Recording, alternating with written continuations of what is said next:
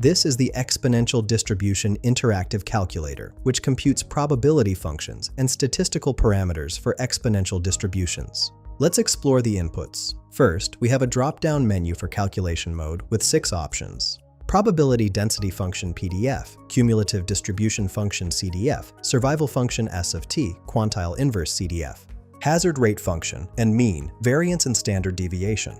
For this demonstration, I'll select probability density function PDF. Next, we enter the rate parameter lambda. I'll input 10. Then we have the time value t. I'll enter 10. Finally, there's a probability p field. I'll also enter 10 here. After clicking calculate, here are our results.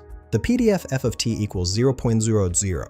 This extremely small value makes sense because at t equals 10 with a rate parameter of 10, we're far into the tail of the distribution where probabilities become negligible. The calculator also shows placeholder fields for CDF f of t, survival s of t, time tp and hazard rate h of t, mean mu, variance sigma squared, and standard deviation sigma, which would populate if we selected different calculation modes. This tool streamlines exponential distribution calculations for reliability analysis and queuing theory applications.